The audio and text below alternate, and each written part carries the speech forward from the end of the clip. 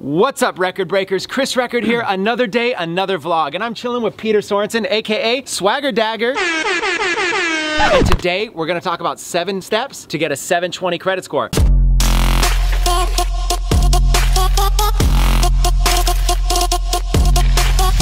All right, you guys, so what we're gonna do is we're gonna dive straight into content. Like I said, 7 steps to get a 720 credit score. Before you dive into this, Peter, why don't you tell me a little bit about yourself? I think a lot of these guys know you as Swagger Dagger from the vlogs.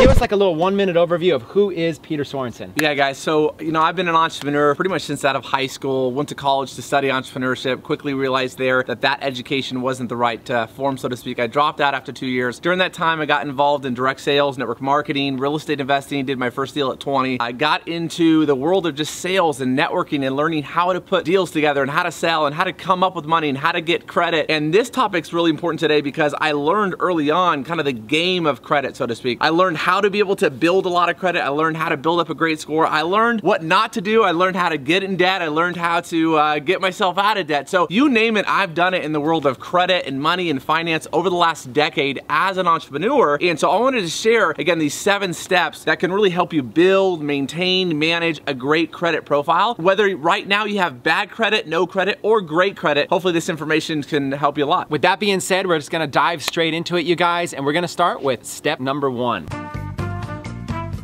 Knowing what your credit score is. Now, you can't get started unless you actually know where to get started, right? So you gotta get an analysis, figure out where you are. And here's the thing, a lot of people might be scared like me to find out what their credit score is. I always avoided checking because I'm like, whatever it is, I'm not gonna like it. So there's a lot of people out there like that. But how important is it to really get an assessment? Yeah, it's really important. If you wanna go from, let's say we're here in Arizona, we wanna go, to New York. Well, on the GPS, we need to know where we're starting. So we're starting here in Paradise Valley, Arizona on our way to New York. Same thing with your credit score. You gotta know where you're at. And not only knowing where you're at, but again, it's important because the fact of the matter is many times people don't realize what's on the report or some things that are negative that are even false that are actually not correct. In fact, as many as, I think it's stats anywhere from 1/3 to 2/3 of people have errors on the report that's flat out wrong. It's false, right? So number 1, know where you're at. There's a couple tips to give you. By law, you can get a free credit report. You can go to sites like annualcreditreport.com. Here's the thing, you're not gonna know your score. So the reality is you're gonna have to pay for a service, whether it's like myfico.com or a lot of these different sites. You can search credit report scores. MyFICO is one of the ones I've used before to pull your 3 credit reports, okay? So there's 3 bureaus, Experian, Equifax, and TransUnion. These are your 3 credit bureaus. These are the companies that are essentially grading you on your financial report card, aka your credit score. And so again, you wanna get those reports and get those scores to know where you're at, where you're starting. Are you a 720 right now? Are you a 620? Are you a 520? Are you a 850 even? You gotta know where you're starting from. Yeah, exactly. So listen, whether you have bad credit, good credit, or great credit, you can't fix something if you don't know what the problem is. So the very first thing is get an assessment, figure it all out. If your credit's great, awesome, but at least you could still grow it. There's always something you could do to kind of tweak it and change it. So step 1, do that. I use a service called My Credit Keeper. That's what I've used for a long time. And I like to get updates anytime that there's new things on my credit report. So they send me updates. It's like a credit monitoring service. They monitor it. That's pretty good. But let's go ahead and jump into step number 2. All right, step number 2 are 5 credit factors, what they are, how to be able to use them. So let's jump into them. What are these 5 credit score factors that we should be paying attention to? So the 5 factors are what make up your score. Essentially, what's the most important things that come up with this equation, your credit score? So number 1 is essentially your payment history, right? Number 1 is how are you paying your bills? Are you paying your bills on time? Or are you late, right? Are you 30 days late, 60 days late? I've been there too. I've been there at points in my life I didn't have money. And guess what? If you don't pay your bills on time, your score goes way down. But if you pay your bills on time every single month, even multiple payments per month, that helps. So that's your payment history. That's 35%. So literally over 1/3 of your entire score is just essentially paying your bills on time. So the second factor is essentially how much do you owe on your credit? So the amount of payments that you owe on your credit is essentially 30%. So for example, let's say you have a $10,000 credit card and you owe $9,000 on that card. Well, that's bad. Per the credit, it's essentially your utilization utilization ratio. How much of your credit are you utilizing, right? So if Chris has a $10,000 credit card and he's utilizing $9,000, not great. But let's say you're only using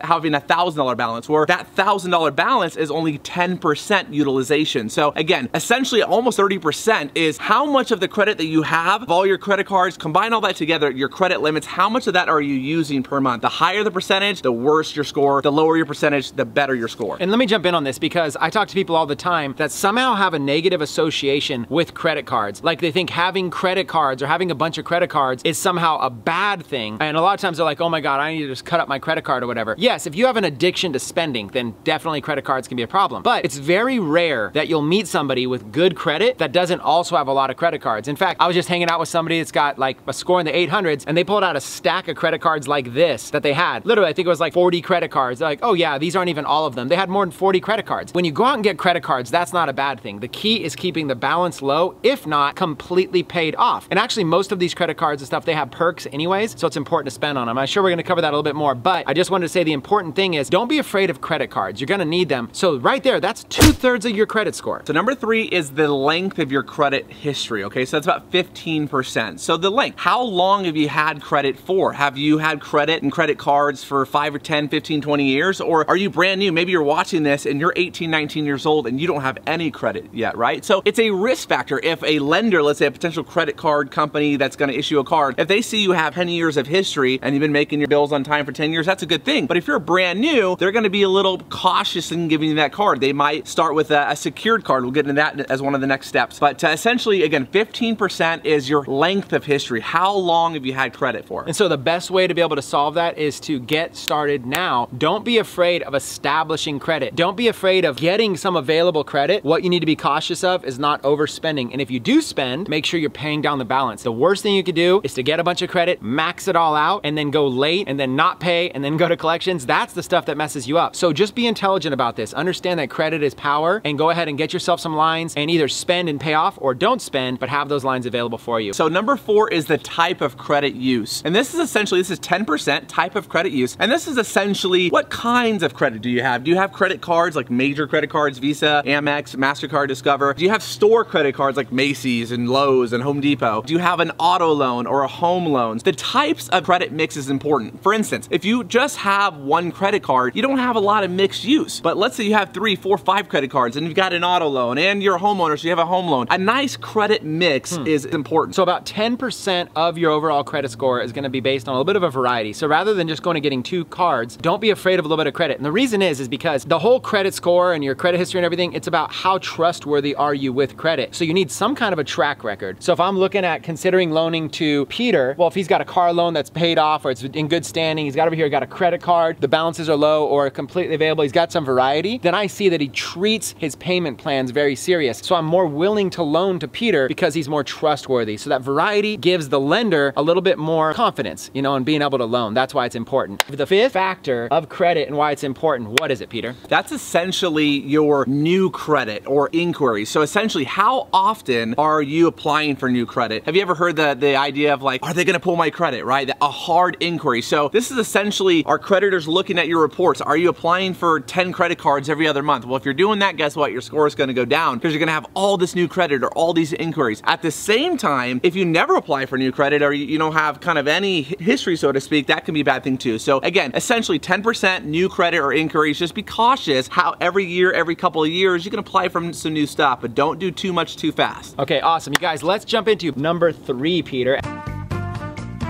I know you already touched on it a little bit, and that is using secured credit cards. Yeah. Now, if any of you watching this, a lot of you actually, most of you watching this probably don't yet have a 720 credit score, right? If you already have 700s and the 800s, you probably skipped over this video. So a lot of you probably have a credit score in the 600s, 500s. Let's be honest, some of you maybe in the 400s. And by the way, we've all been there. I've been there, okay? We had to learn this information because when I was an early entrepreneur, I would make a bunch of money, and then the next couple months I would make no money. And so unfortunately, I'd borrow from Visa and MasterCard and everything. And and then I would make some money, and then I wouldn't have the money to pay off, and I would get late. Listen, I've been down that rabbit hole. So, and at first I was embarrassed of it, but now I realize a lot of other people also have had credit issues. So we're here now, paying it forward, just trying to help steer you on the right track. What I should have done more of was unsecured credit cards, okay? Because it's a good strategy for somebody to build up their credit. So first of all, what is it and why is it important? I always used to joke in a presentation years back in business with Chris was I'd had to borrow from Uncle MasterCard to pay Aunt Visa, you know what I mean? Essentially what this is, secured credit cards, is essentially you're securing with some of your money to the credit card company. You're essentially sending them, let's say $500, and they're using your $500 to open a $500 credit line. So essentially it's no risk to the creditor, and it allows you that has bad credit or no credit to get in the game, start showing history, start using the card every month. Maybe it's just to buy some groceries or buy some gas, use $20, $50, $100 and then pay it off. Use it, pay it off, use it, pay it off. And over time, over let's say a 12-month period, now you're demonstrating history. And now over time what you can do, and this is what I did, when my credit fell and I literally went from like a 700 plus score to even a low 500s, what I had to do is open a couple of secured credit cards. So I had two companies. I Google research, I went to like creditcards.com and looked at secured credit cards. I opened two cards. I think one was like for $300, another was $500. I sent them my money. So I sent that company $300 to open the card, $500 to open the card. I started using these cards, paying off. And over time, I was able to transition from secured cards to legitimate unsecured credit cards. I was able to transition those cards from secured to unsecured, and then it also allowed me, once I had history, to apply for an unsecured card. Does that make sense? It does make sense. So if you are looking to build some credit history, you might want to start with secured credit cards and then move your way to unsecured credit cards, and eventually what's going to happen is you're going to start getting a lot of credit card offers, okay? So it's about qualifying yourself. You got to do what you got to do with your current situation. So if you have like a 500 credit score, you're not going to get an American Express accepted. You might be getting credit card offers in the mail, but you're not going to get accepted for those. Not going to happen. You can file them all day, but they're not going to give you, because they're going to look at you being like, that's free money. That person's just going to max out the card because they don't care about their credit. So you have to kind of prove your track record with secured credit cards, and then build your way up from there. So I think that is a great step. And, and to your point, what you say all the time in business, the long game, you got to have a little long game. You can't just expect, if you have a 500 credit score, you're going to do this magical strategy and a month later you're going to get like Amex cards. That's not going to happen. So secured cards are that step. Do that 12-month plan, 24-month plan to build up credit. Yeah, exactly. Think of it like levels in a video game, okay? Figure out what your current credit score is, and then you want to get to like a 720 credit score, right? So maybe you're at a 520 and you want to get to a 720. That's 200 points. You can't miraculously think, oh, I'm going to get there next month, but you can say, hey, I'm going to take those 200 points and I'm going to break that into 10 levels, whatever, and maybe every 20 points is a level. So I'm going to beat level 1, aka I'm going to go from a 520 to a 540, and maybe you could do that immediately. Maybe you could do that in a week, okay? It's very, very possible. Maybe you could look at something in your credit report and go, oh my God, this is on my credit and it's not even supposed to be there. Maybe you can start filing some disputes. There's things you can do to work your way up, okay? So like levels in a video game, you can level up your credit score, and then once you've kind of hit that level 10, you're in the 800s, and then you're going to start getting the best offers of everything you could possibly imagine, okay?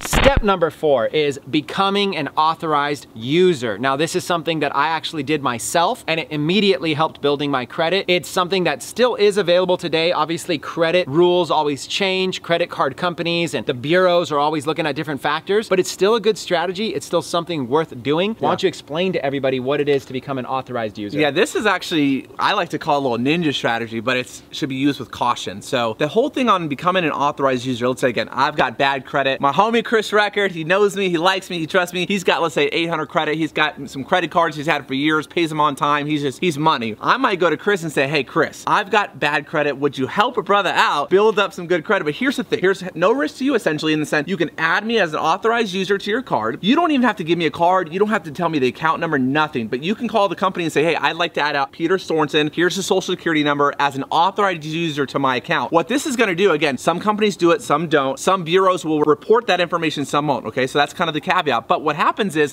if Chris does that and they report his credit card history on my credit report, so all of a sudden I'm leveraging his 10-year-old credit, perfect credit on my credit reports. And this is a strategy, if done correctly, can increase your score a lot very, very quickly. I did this as well, and I had like 100-point jumps inside of like 30, 60, 90 days because I was leveraging someone else's good credit on mine, and I didn't have to use their card. I didn't even know their account info from that perspective. So obviously this is going to gonna take trust. Generally come from someone that knows you, likes you, trusts you, building that relationship and making it a win-win. So think of somebody maybe close to you in your family, or think of a close friend that you might be able to at least have that conversation with. And if they agree to be able to add you as an authorized user, treat that with integrity and don't ever do them wrong. They're doing a favor for you. You need to do a favor for them and never mess with that, never mess it up at all. And I have something to say to that. It goes both ways. So if Chris all of a sudden goes some great credit paying his bills and something happens and he's not paying that card that I'm an authorized user on, it's gonna negatively affect me too. So it goes, understand, it goes both ways.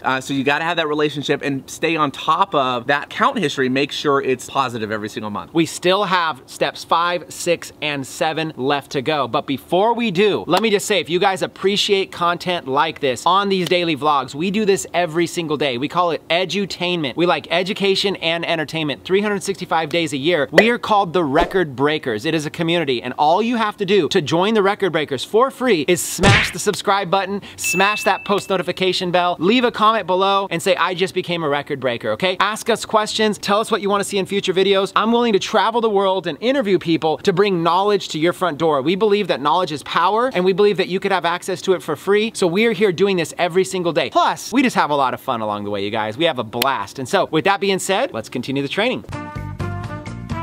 Step number 5, Peter, getting credit and using it. We've gone through all these steps. We understand our credit score. We understand the importance, the different types, but we need to start establishing some credit, right? Yeah, At some point, you need to pull the trigger and just take action. Right. So if I'm a beginner and I'm looking to improve my credit score, what are some steps I can do to start building my credit? Yeah, so we obviously talked about a couple of them. You had bad credit, secured credit cards, become an authorized user. This helps to build up your score. Now let's say you've got a decent score. Maybe it's not 800, but let's say it's in the mid 6s, and generally speaking, mid 6s, even high 6s. Now you can start getting credit, your own unsecured credit lines, going out there and applying, let's say for a few different credit cards simultaneously at once within seconds. That's another tip. But essentially, you gotta get some credit. You gotta get in the game. You gotta get credit and use it. So again, I talked about earlier the types of credit. Credit cards, okay? Major credit cards. This is the thing. Not store cards. Not just going out there and getting a Macy's card. Getting a Visa, Discover, MasterCard, Amex. So getting traditional major credit lines, getting those cards, using them. Again, use them, pay it off. Use it, pay it off. If you can't pay it off, well, don't go out there and max out the cards. Try to keep your balances under 20%. The lower, the better, okay? So under 30, under 20 is even better, under 10's even the best. All right, Peter, so you're saying it's important to get like 3 to 5 major credit cards. You're saying the big credit cards, not store cards like Macy's and Nordstrom's, but actually like the Visas, the MasterCards, Discovers, American Express, and really building up credit on established credit cards. So why is that so much more important than like a store card? Well, store card essentially is not giving you the value. The creditor is not looking at like a major loan or major credit card. It's just a store card. It doesn't really serve value as it relates to the, call it the credit score algorithm, right? It's like an algorithm, just like Google search engine optimization algorithms. The credit score really is an algorithm. We know these makeups, we know what makes it up, but we don't know exactly how they get to that exact 3-digit number, your score, okay? But we do know in general, they like to see 3 to 5 major credit lines as part of your portfolio, if you will, of credit. So you don't want to just have one card. You might not want to have 100 cards, but on average, at least 3 to 5 major credit cards, and then also things like an installment loan, maybe an auto loan. So when I was rebuilding my score, when I got to the point where I got pretty good credit, when I went out there, I had the ability to buy a car cash, but instead, what I did is I got a little $10,000 auto loan, installment loan, and that added and boosted my score as well, because now they saw not only did I have some credit cards, now I got a little auto loan, installment loan, I paid that off, even paid it off early, that jumped up my score as well. So we talked about earlier types of the credit lines that you have, and we talked about having a variety to be able to build it up. So when you actually go out and get credit, he's saying a good plan would be to get like 3 to 5 credit cards, not just one, but a little bit of a variety, and then also go out and get an installment loan. And obviously don't finance something just for the sake of credit. Right. Finance something because you want it, and make sure that you're going to be able to make the payments, and also make sure the interest isn't too high. I mean, go get yourself a good deal. There's a way to go out there and make a good financial decision and build your credit at the same time. Look for those opportunities. Don't just finance because somebody's willing to give you something, right? Make sure you need it. Now, yeah, I get offers all the time now that I've rebuilt my score, and you get these personal loan finance companies and whatnot, but they're like high interest rates when I know I can go out there and if I need it or wanted the loan. And I'll just say this, it's better to have it and not need it than it is to need it and not have it. Good point there. loan. Now, I hear a lot of people talking about also having a home loan. Now, I know a lot of people aren't gonna quickly jump to a home loan in here, but I've heard a lot that a home loan really helps build out your credit. Would you say that that's true? Yeah, it does. And again, you know, don't just again buy a home or necessarily just to get a loan or whatever, but let's say you're going to buy a personal residence to live in, you're gonna get a home loan. That can help. Again, obviously making the payments every month on time and all that, but if you do that, that helps with, again, the credit mix. Not required by any means. I have great credit. I don't currently have a home loan, but I've had one in the past, paid it, and at that time that helped the score as well. Yeah, so anyways, a variety, right? 3 to 5 credit cards, some type of an installment loan, if you can, a home loan, that kind of variety helps out. All right, it's time for us to get into step 6. Step 6 is a powerful one because let's say that you've got credit cards, you've got credit limits and everything. Well, the problem I ran into when I was building my credit was I got approved for a credit card, but it was like $500 or $1,000. I think one of the cards was $2,000, but yet everybody I knew that had good credit would have like $5,000, $10,000, $20,000, or even like they tell me, oh, I can spend as much as I want on my American Express. Why not me? Why not me? And then you have this amazing strategy to be able to go out there and increase credit limits. So let's talk a little bit about, is that something that people can do and increase their credit limits? And is it important for them to be able to build up their credit score? Number one, it is important to increase your credit limits on your cards. That does increase your score. Again, it comes back to the utilization ratio. Again, Chris got a $10,000 credit card, or let's say a mixture of cards that equals $10,000 worth of credit limits. He owes, let's say, $5,000 on those cards. So that's 50% utilization. Not great. But let's say Chris actually goes through the strategy and gets his credit limits on his cards increased to a total of $20,000. So he went from $10,000 credit limits to $20,000. All of a sudden, he's doubled the amount of credit he has to spend. Well, he still only owes $5,000. Now his utilization is like 25%, a lot better. So again, there are strategies on calling the credit card companies and literally asking to increase your credit limit. Again, if you have a pretty good score, you've been paying on time for a while, building up history with the creditors, every 6 months at least, you can do this. You can't do this every 3 months. So the bare minimum, you could call your credit card company and say, hey, I'd like to get an increased limit on my credit. I've got an investment for my business or whatever the case may be. Can you increase my credit line? Now, a lot of times you can also do this online. I like to do it over the phone, talk to someone in like the risk portfolio department or a credit analyst. So not just a regular person. I'll ask for, hey, can I speak to someone in your portfolio risk department or a credit analyst to be able to analyze, build a personal relationship. And as crazy as it sounds, it makes a difference just building rapport and talking to someone on the phone a little bit more higher up than just an automated system. But you can go through an automated system as well. Either way, again, building your credit limits, getting them higher, having more credit available, and again, not using it all, the more available credit you have to the less you owe, that increases your score. Okay, so the key is to be able to increase your limits, but not necessarily spend more, okay? Decrease the amount that you have on an open balance, revolving balance on those cards, and increase. Now, spending, again, is not a problem. You can increase and you could spend. It's really all about paying off that bill every single month. So if you are gonna spend on those credit cards, make sure you have an immediate rapid fire plan to be able to pay it down. And if not, just keep the balance low on those, but the available balance high. Keep that ratio. Now, without going into a very detailed training on this could be a whole topic of its own. What are a couple tips on, like, if somebody was going to call up their credit card company right now and in an effort to try to get an increase, do you have any kind of things that they might be able to say? Any tips? What number do they call? Do they just call the number on the back of their credit card? And what maybe would they say to try to get an increase? Yeah, so I'll say so we have some kind of disclaimer here. So disclaimer, do your own research, do your own due diligence. This is not advice on what to say. Peter, let me just ask you in a different way. What maybe have you said in the past that has worked for you? Not necessarily what they should do, but what maybe has worked for you? Yeah, I mean, so I'd call them up. You can call the number on the back of the card, and again, I'll ask to speak to someone, either manager or someone in the risk portfolio department, a credit analyst, and say, hey, I'm looking to get an increased line of credit on my credit card so I can do more business with you guys. You know, I'm getting offers from other credit card companies to apply for new credit. I built up my credit. I've shown you good history. I would like to get an increased line of my credit. You know, my credit card right now is only $2,000 limit. You know, I'd like to get at least, let's say, a $5,000 credit card limit. They ask you, how much would you like? And let's say I have a credit card right now for $2,000. I'm not gonna ask for a credit limit of 20 grand. General rule of thumb, probably double. I might ask for 5. So say I'll go to 5. I probably won't go any higher. They're only gonna give you so much increase at a time. If you have a $500 card right now and you're asking for a credit limit increase, you might get $1,000, maybe $1,500. Well, that's still 100% increase. Look at that as a percentage of increase of what you're gonna ask. So I might ask for, you know, I'd like to get a credit line for $5,000. Now, what they're gonna do, they might ask me some questions like, for instance, what do you do? You know, what's your occupation? What's your job title? Or what's your, you know, are you self-employed? Do you work for a company? How much money money do you make? Now, how much money do you make? I've been self-employed for many years, so we don't necessarily have a set income. We might think we're gonna make 50 grand in the year. We might do really well and make 200 grand. I don't know. So I can tell you, and on average, anywhere from the as low end 5 grand a month to probably high end 10 grand a month, credit card companies will just quote unquote take your word for it. Now you go out there and you tell them, hey, I make 20, 30 grand a month. They're gonna ask for financials probably. They're gonna ask for documentation. Okay, this is what we call stated income versus required income verification. So I can just tell you, on average, anywhere in the 5 to kind of 8, 9 grand a month, at or under 6 figures annually, they'll just kind of take your word for it, okay? But if you start saying, and maybe you do make 20, 30 grand a month because you want a big limit, just know you might have to show some documentation for that. One of the things I liked a lot about what he said, the idea here is when you call, you're negotiating with your credit card company for an increase. You want to negotiate in a smart way. Don't ask for too little, don't ask for too much, and then also give them a reason as to why. Yeah.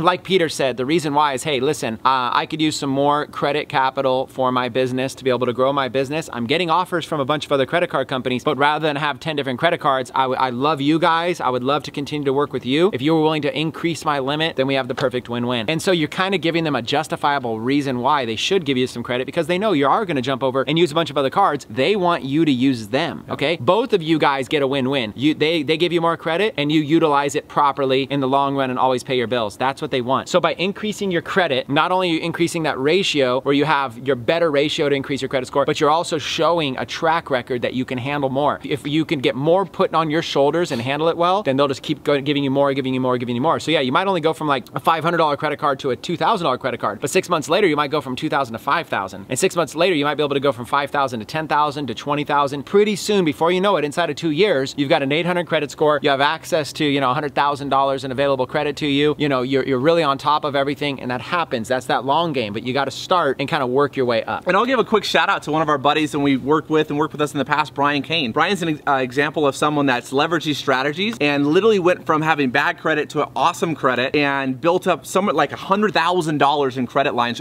across a lot of different credit cards. And I've known other people like that through the years. I've known entrepreneurs and real estate investors that have literally bought and sold houses and flipped houses on credit cards and things like that. Again, it's being smart. It's having an entrepreneur investor mindset and understanding the difference between good credit and good debt and bad debt. Okay, so that is 6 of the 7 steps, you guys. It is time to get to step number 7 to get a 720 credit score. And again, these steps are more like keys to success. These steps are more like principles that you can follow, but really the main key is get some credit, pay it all off, and let some time build, right? But the 7th step here, it comes down to having a plan.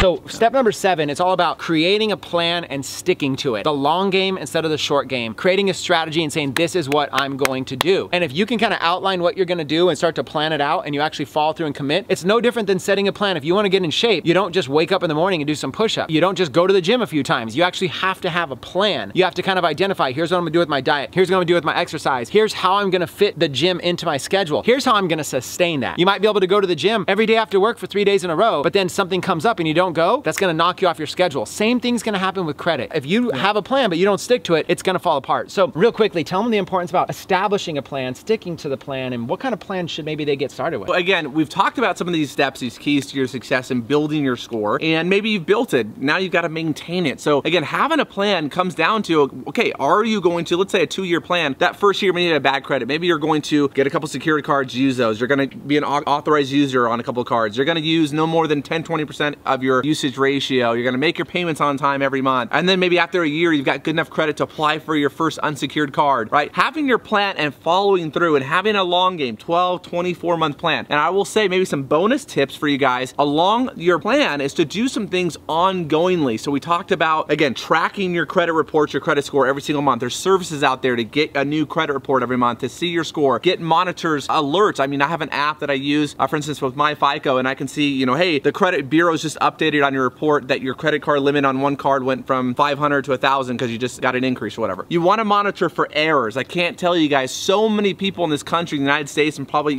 wherever you're at works. I know for the States, a lot of people have errors on the report that's false. And what you can do is you can fight those. You can dispute those errors. And if you don't want to do it yourself, you can hire a company. You can hire a credit restoration service. I've used someone before. It's worked really, really well for me and helping to delete negative items off the report. So that's really, really bad. that. If you have some bad stuff, there are strategies to be able to get that bad stuff off your report, kind of clean it up. And then again, the strategies we've talked about to build it up. Clean it up, build it up. And you guys, here's the thing. When I think about strategies and plans, I think about stuff like this, okay? You're already going to be spending money every single month. If you somehow switched your habits around to where you're putting those transactions on credit cards and then taking the money you were gonna spend and paying them off, then what you've done is you're starting to establish some good credit history. The reason people don't do this, or the problem that they face with it, is that they'll start to spend on a credit card and they can't compartmentalize it in their mind that that's not their money, right? You gotta look over here and say, okay, if I'm gonna go spend $100, let's say I'm gonna go out to dinner, I'm gonna go on a date and I'm gonna spend $100. I can spend $100 cash, I can spend $100 with my debit card, or I can spend $100 with my credit card. But if I spend $100 on the credit card, then I have to compartmentalize that and say, okay, I have to pay down that $100, okay? You have to get into that kind of a rhythm. So if you're an all cash person, you've gotta get away from being all cash and start using secured credit cards to build yourself up. And then you've gotta get in the habit of paying off those credit cards completely, not a little bit, not the monthly payment, you guys. The monthly payment is not gonna do anything. You wanna pay them off. You wanna spend and pay it off completely every single month, unless of course you can't afford it, but you wanna get in that habit. So you've gotta figure out a strategy that says, okay, I'm gonna train my brain that when I go to dinner, when I go shopping, when I go buy clothes, whatever it is, that I'm going to spend on my credit card and I'm gonna take the receipt and then I'm gonna set this money aside. You have to come up with some kind of a game plan, and you've gotta get in the habit of not spending on your credit card more than you can afford to pay off. But once you win that game, once you can tackle that mental mindset shift that it requires, then what you're able to do is you're able to pay things on your credit card, pay them off completely every single month, and what you will soon realize is that every credit institution out there wants to throw money at you because they love what you're doing. Of course they want to give you higher limits because your track record is so good. Develop a plan and stick with it. Do you have any final thoughts, Peter? Yeah, so for instance, let's say, you know, I bought this shirt down the store, you know, at a little basic store. Say I paid 20 bucks for the shirt. I'll a lot of times immediately, once I bought, let's say I bought it on one of my cards, say a personal card. So maybe I have one card for just basic personal things, like some basic clothes and some groceries and some nights out, dinner nights out, stuff like gas. I'll have a card for that. Maybe I'll have another card for business. This card's completely for my business. I'll whip out my phone immediately. I'll go open my bill pay inside of my banking checking account, and then I'll immediately send $20 from, let's say, my personal checking account to that credit card to pay that off, like right away. There's a great example. That's called a system. He's coming up with a game plan, a strategy, and a system to be able to do it. Another system might be, instead of going to Starbucks all the time and doing like little transactions or purchases, maybe buy a $100 Starbucks card at a time, and that's a little bit easier to be able to purchase transaction, then you do the little transfers. Yeah. Things like that. Instead of going to Target and going and spending, you know, $130 on clothes, whatever, go buy a Target gift card and be able to do that. So there's strategies. Whatever you've got to do to get organized, figure it out and do it. And I love the idea of instantly transferring, because as soon as you realize that that available credit is not extra money, it's not extra money, it's just a payment vehicle, it's a resource, it's a tool, and that if you play the long game, that's going to come back around to help you. So hopefully you guys have enjoyed this 7 steps to get a 720 credit score with Peter Sorensen, aka Swagger Dagger. Boom boom! And what we're gonna do right now is we're gonna leave you with this beautiful epic sunset behind us. Normally I do a fancy transition at the end of the vlogs, but we're not. We're actually just gonna let you enjoy this beautiful clouds and stuff like that. I'm gonna let the time lapse roll. But before I go, make sure you become a record breaker. Smash the subscribe button, smash that post notification bell, and in the comments, let us know if you like this training and what kind of training you wanna see next. We're all about edutainment here, and I look forward to seeing you there. With that being said, catch you guys in the next vlog. Peace.